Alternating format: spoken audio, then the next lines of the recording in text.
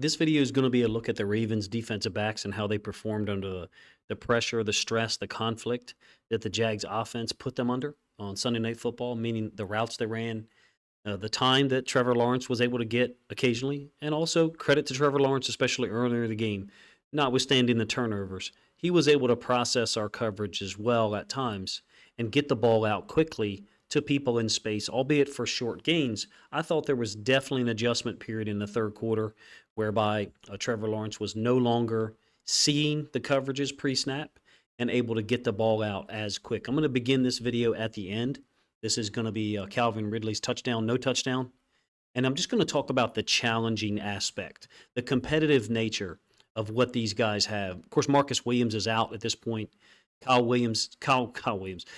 Hamilton definitely gets a hand on this football. If he doesn't, it's quite possible that Calvin Ridley catches it cleanly or more clean if you think it was a touchdown. I'm fine with them requiring such a high level of irrefutable evidence to overturn calls that they say this is not a touchdown. I understand people who will say that it is. What I'm here to point out is the fact that on the last three plays of the game here, our DBs, Hamilton, Humphrey, who played very well Sunday night, if you ask me, and then also Brandon Stevens are competing and making catches more difficult. Nonetheless, that was ruled incomplete on the 2nd and 10, about 3:35 left. This one sets up 3rd and 10 from the 13, and Marlon Humphrey, he did this twice during the game. One time, Calvin Ridley was able to play through and finish the catch. In this case, Marlon was able to get his hand in there. It doesn't go down as a fruit punch, forced fumble, but it's definitely a pass defense to challenge. I think the Ravens defense was stressed, and I think big-armed, smart quarterbacks who can process things pre-snap are going to be a difficult out, no matter when we play them. Could happen this week against the 49ers. I think Brock Purdy's a little bit of a different animal than Trevor Lawrence, Patrick Mahomes, Josh Allen, and all those guys. Bigger, taller, in the shotgun a whole heck of a lot more. And I think processing the coverage is quicker because they're expected to do that. That is the foundation of their offense. Process the coverages, study things during the week, get the ball out fast, force defenses to be wrong because you know what they're getting ready to do. 2 consecutive plays here right at the end, 57th or 58th minute of football being played. Kyle Hamilton with the pass deflected, and then Marlon Humphrey with the pass breakup. 4th and 10, 13-yard line. Up top, Brandon Stevens, who I felt like played way better looking at the film here Monday night than some people gave him credit for, and then maybe I even gave him credit for. This is Evan Ingram just trying to bully him. If this situation was reversed and a defensive player just ran into an offensive player and tried to drive him off, create space, and then turn, you can see the ball's already out. I mean, that's what this is. It's just basically a post-up or back him down, if you will, in basketball. Brandon Stevens was there to slide around it. I don't know that he necessarily touches the football, but he's definitely challenging it, and he's in position with his right hand to come down and swipe at the football and challenge it. Throw is low. I decided to begin this video there because I think it just illustrates how competitive those guys are, how proud they are, how much agility they have, the ability to react. Hamilton and then Humphrey come downhill, hit Calvin Ridley, who had some good moments in the game, and then Brandon Stevens playing through contact. We'll rewind now, and we'll take a look at about 10 or 12 coverage situations throughout the game. This is going to be first possession. Going to try to focus on third downs here.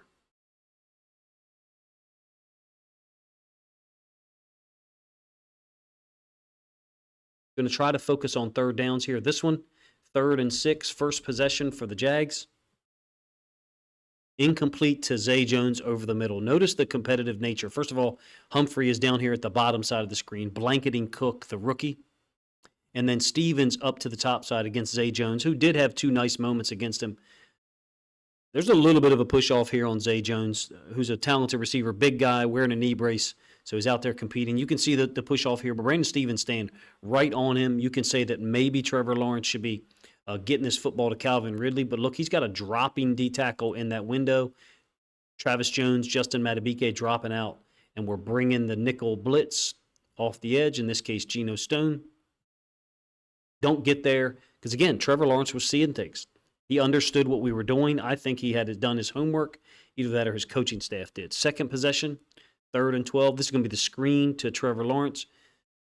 Ridley is down here running off Marlon Humphrey. One thing I've noticed on a number of screens for the Jags this year is Calvin Ridley's not to the screen side. I don't know if there's anything to that. I don't know if there's a reason, or they just want him to hold a safety away, draw a double team, if you will. It's a 3rd and 12, second possession, late first quarter. Ravens are already up 3-0, I believe. Kyle Hamilton gets credit, I think, for the tackle, or maybe it's Marcus Williams. They end up missing another field goal. Move forward, third possession, 3rd and 6, early second quarter. It's going to be incomplete. No, my apologies. This one is earlier in the third possession. This is a screen, a great job by Marlon at the downside. He gets credit for the tackle here. We're blitzing Kyle Hamilton. Again, I think this illustrates that Trevor Lawrence was seeing things quickly. I don't think this is by chance that Kyle Hamilton is blitzing and they're getting rid of the ball back into essentially the vacated space that was left there by Hamilton. Marlon getting pads under pads, driving with his back foot into Ridley, just totally winning that block, and gets credit for the tackle because he touches Parker Washington, who fell down. Seemed like the footing was poor oftentimes during the game. So this is now opening of the second quarter. It's going to be incomplete pass to Ridley. Also notice how physical Marlon is up top here with, I think that's Zay Jones. And then Arthur Millette is going to take Ridley on the deep over concept, really blanket him, give Trevor Lawrence, nowhere to really throw this football. Marlon's a little bit behind, but still going to be a very tough completion if he throws it out here to the sideline. Marlon was physical. I thought he looked way more agile, way more prepared to play and compete for 60 minutes. It's going to be a tough ask in San Francisco. We're going to need our defense to play very well, particularly against the pass. We're up to the task in a lot of these high leverage situations. Just showed you 3 downs, three third down stops in the first half alone, or first 17 minutes alone. Moving forward, this will be a 4th possession, and it's going to be complete to Ridley up top against Marlon in basically man on the backside of a bunch formation. You can see they're checking to something. And relate this one to the third down play that I showed you in the fourth quarter, the 57th minute of play. Very similar in that you've got an outbreaking route by Ridley, and then Marlon, giving up the catch, but challenging it through the play. Big hit along the sideline. Ridley's a tough dude to deal with. This is a really impressive catch above Marlon's pad level, above his helmet level, I should say, and then to hold onto the football, bring it in while Marlon finishes the tackle, goes down as a 9-yard gain on a 2nd and 10. Late in the half, we've moved forward 1 possession. Jags still haven't scored, obviously. Weak defensive pass interference call down here on Brandon Stephens against Ridley. I don't see it. I'm a Ravens fan, so maybe I'm being a homer here, but there seems to be contact on both sides to me. Ridley with his left arm extended, Brandon Stephens grabbing with his right arm. After that, I don't see any contact at all. I don't know. Until the ball gets there, I should say. To me, Ridley's got his arm extended. The ball's already thrown by Trevor Lawrence because he senses the pressure. And Ridley's the guy who's unable to adjust the ball because he's leaning into Brandon Stephens. Again, he's got that left arm extended, framing him up. I don't think it's a DPI. I understand if you do. I got no problem. Because we all are being conditioned at this point to think pretty much any contact out there is defensive pass interference or a hold. So gives them a first down, and then a brilliant catch up the left sideline by Zay Jones against Brandon Stephens. I mean, pretty tight coverage by Stephens, if you ask me. Tries to challenge it, goes down as a 36-yard gain.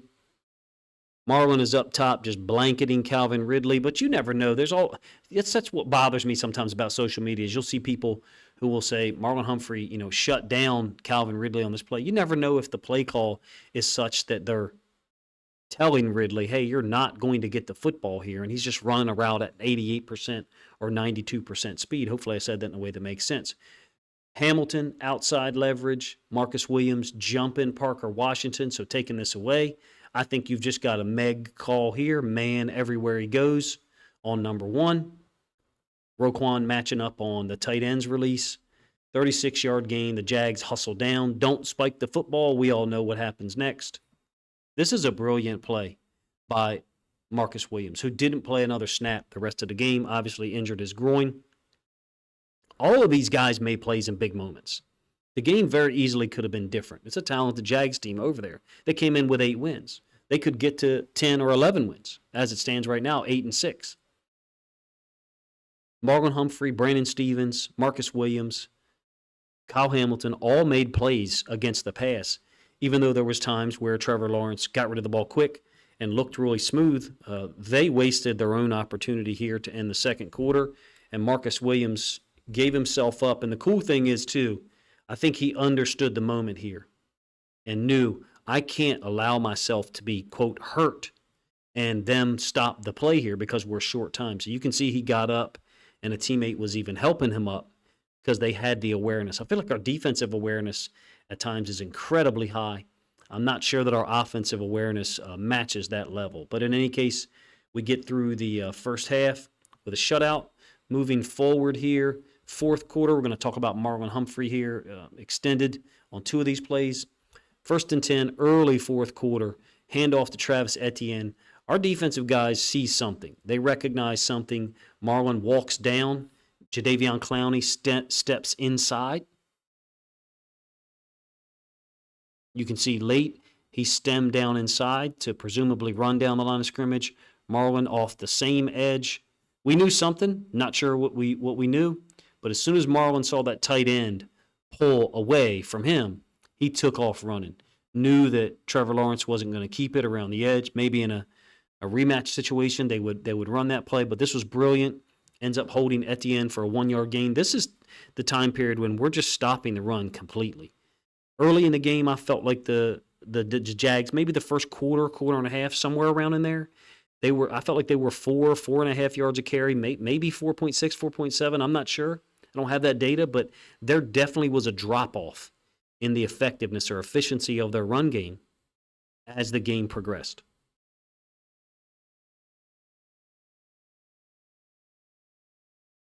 This is going to be a cover 3 drop on the very next play, so early fourth quarter still. 2nd and 9, I will give you the all-22. Marlon with the quick recovery and tackle on Calvin Ridley. You can see Marlon's lined up as the number 1. Ridley is lined up in the slot. So sometimes what you see on the broadcast, Ridley beat Marlon or got open against Marlon, isn't really accurate. It's cover 3. We're dropping out Jadeveon Clowney. And Arthur Millette is pushing the flats here. Safety dropping down to the flats there. Roquan, hook area. Clowney, hook area. My lines aren't really neatly drawn, but I'll stop it right as the ball gets thrown. You can see you've got 4 underneath. Corner, who presumably would be deep thirds. We're pretty wide there as Stevens to be a deep thirds, but he didn't want to give away the coverage. And you can see that Ridley has found the soft spot in the zone between Clowney and Millette. Marlon able to recover, hold him for a 7-yard gain. 3rd and 2. Amazing that Mike McDonald does this stuff consistently. Not only did we go 4 under, 2 deep, but we went 4 under, 2 deep with Pierce and Urban dropping out and Queen blitzing off the edge. Basically, the nickel blitz that Arthur Millette and Kyle Hamilton have run to great success. In this case, we ran it to both sides, bring in 5, basically occupying people on the inside. Queen and Millette free, not going to let Trevor Lawrence beat us with his legs. In this case, Ingram and Lawrence not able to get on the same page. Urban is a little bit in the window. We're back here to the end of the game. I feel like these guys played underrated on Sunday night. Was there things available to the Jags, like this play here, that perhaps could have been completed and changed the dynamic of the game? Sure. The whole point of playing defense is to give the offense less time and less space to complete passes, to have running lanes to get through. Less time and less space for the quarterback to process things. We clearly didn't get to the quarterback as well, other than Justin Madubuike. 4 quarterback hits, another sack, damn near 2 sacks, which is ridiculous. These guys competed, if you ask me, played better than myself even would have given them credit for as soon as the game was over. Let me know what it's particularly Marlon Humphrey. I originally wanted to do this video on Marlon Humphrey and Marlon Humphrey alone. I didn't realize he played. I knew he played a much better game this week than he did against the Rams last week. To me, this looked like vintage Marlon Humphrey. Coming downhill at the catch point, able to make contact with the receiver, dislodge the football as you saw one time, be physical in zone, make plays at or near the line of scrimmage or behind it, and not get beat deep, be extremely physical in man coverage. I do think there was one play that I missed or neglected to put in here where Marlon was targeted. If you recall which one it was, let me know in the comment section. I will have a standalone video to do on Kyle Hamilton Tuesday morning because I feel like his play warrants it, particularly in light of the fact that he was injured coming into the week and we weren't even sure that he was going to play even up to kickoff Sunday night. Appreciate you guys' time. If you think other Ravens fans would enjoy this film study look at how the Ravens DBs played in the face of stress and conflict created by Doug Peterson, Trevor Lawrence, and their talented wide receiver core, then please consider grabbing a link to this video, sharing it on social media to help this content get more reach.